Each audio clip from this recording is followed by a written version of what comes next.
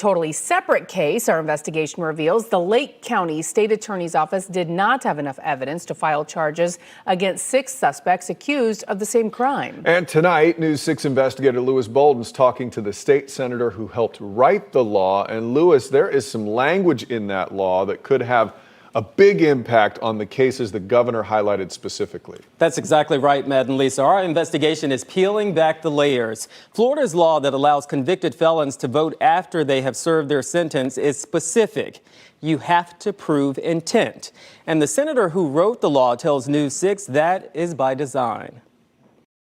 I think that most of this was unintentional. State Senator Jeff Brandes told News 6 not only did he author the implementing legislation for Amendment 4, but he says he and others were intentional when they did it. We thought that there needed to be some grace, and so that we put the word willingly in, which means, they have to have knowledge of what they're doing in order to actually commit a crime. That's the exact portion of the statute Fifth Circuit State Attorney William Gladson's office referred to back in May, when they decided not to file charges against 6 people accused of illegally voting in the 2020 election. The statute states, a person who willfully submits any false voter registration information commits a felony of the 3rd degree. The division supervisor in the Fifth Circuit wrote, willfully requires the state prove the actions were intentional, knowing, and purposeful. He goes on to write, in all of the instances where sex offenders voted, each appear to have been encouraged to vote. Each were given voter registration cards, which would lead one to believe they could legally vote in the election. They sent me a voter registration card. That's one reason 59-year-old Peter Washington told News 6 he thought he was eligible to vote. Did you intentionally cast an illegal ballot?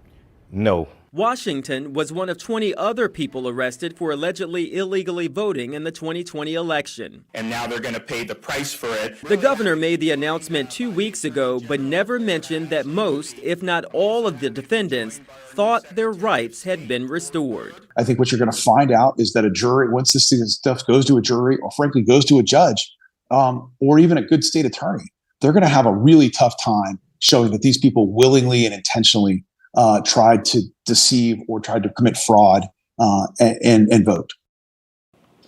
And Lewis, I'm so glad you are staying on top of this case, because it's easy to just say, oh, look at these people who, voted illegally and then move on. But you're following up, going to stay on top of this. Let us know what happens in those cases. And advocates are urging those defendants to fight these charges. That's right, they are. I spoke with attorney Roger Whedon, who is now representing Mr. Washington. He says he is president of the Central Florida chapter of the National Lawyers Guild. They are reaching out to those defendants and offering to represent them pro bono, according to Whedon. So it'll be interesting to see what happens in court. For sure.